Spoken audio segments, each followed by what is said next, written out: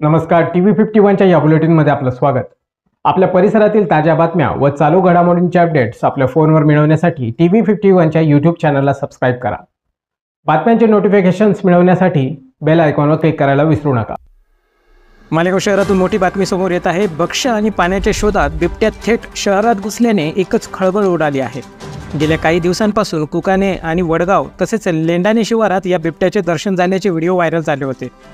आज सकाळी 7 वाजण्याच्या सुमारास हा बिबट्या मालेगाव नामपूर रोडवरील संकेत रेसिडेन्सी गार्डन या परिसरात आढळून आला होता. त्यानंतर तो साई सेलिब्रेशन लॉन्समध्ये शिरला. या ठिकाणी मोहित विजय आहिरे वय 12 हा लॉन्सच्या कार्यालयात बसलेला होता. बिबट्या त्याच्या अगदी जवळून केबिनमध्ये घुसला, परंतु मोहितने प्रसंगावधान राखत शांतपणे दरवाजा लावून घेतला आणि धावत घरी जाऊन आईवडिलांना सर्व हकीकत सांगितली.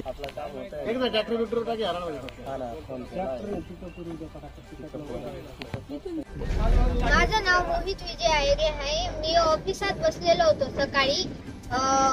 ते 5-6 लोक रोडावर पळत होते. मग आहे ना, मी पाहिलं, मग असंच त्यांचं काहीतरी असेल म्हटलं. मग आहे ना, त्याच्या 1-2 मिनिटांनंतरून बिबट्या हळूच कणी आला,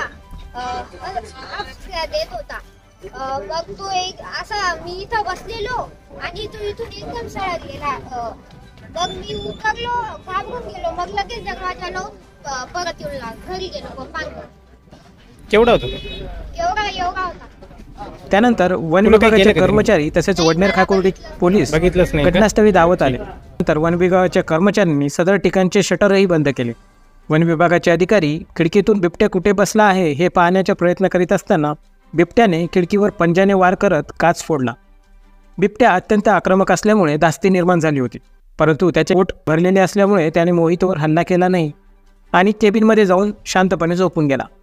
बिबट्याला बघण्यासाठी परिसरात मोठी गर्दी झाली होती. या ठिकाणी वन विभागाचे कर्मचारी वडनेर खाकुर्डी पोलिसांनी तगडा बंदोबस्तही ठेवला होता. काही वेळाने नाशिकहून आलेल्या वन्यप्राणी बचाव पथकाने 1 तासाच्या अथक प्रयत्नांनंतर बिबट्याला बेशुद्ध करून सुखरूप बाहेर काढले. या घटनेतून सुखरूप बचावलेल्या मोहित आहिरेच्या प्रसंगावधान व धाडसाचे परिसरात कौतुक केले जात आहे. मानवी वस्तीत बिबट्या घुसण्याचे हे काही पहिलेच प्रकरण नाही. भक्ष्य आणि पाण्याच्या शोधात हे जंगली प्राणी मानवी वस्तीत शिरतात. त्यामुळे अनेकदा नागरिकांवर हल्लाही करतात. मानव आणि जंगली प्राणी यांच्यातील संघर्ष वाढत आहे. सामाजिक कार्यकर्ते निखिल पवार यांनी मालेगाव परिक्षेत्रातील जंगल क्षेत्रात वन्य प्राण्यांसाठी पाण्याची उपलब्धता करून द्यावी अशी मागणीही केली आहे.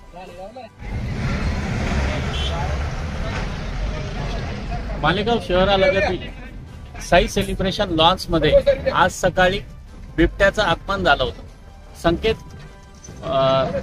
रेसिडेन्सी म्हणून जो रहिवासी प्रकल्प आहे त्या ठिकाणी सकाळी 7 वाजता हा बिबट्या दाखल झाला होता. तिथून तो 7:30 वाजता साई सेलिब्रेशन लॉन्सच्या कार्यालयात घुसला.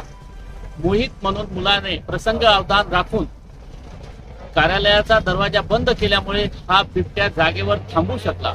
अन्यथा हा बिबट्या मालेगाव शहरात घुसून आज मोठ्या प्रमाणावर शहरातली कायदा सुव्यवस्था, नागरिकांमध्ये भयभीतीचं वातावरण निर्माण होऊ शकलं असतं. परंतु एका लहान मुलाच्या प्रसंग अवधानामुळे आज मालेगाव शहरातला अनर्थ टळलाय.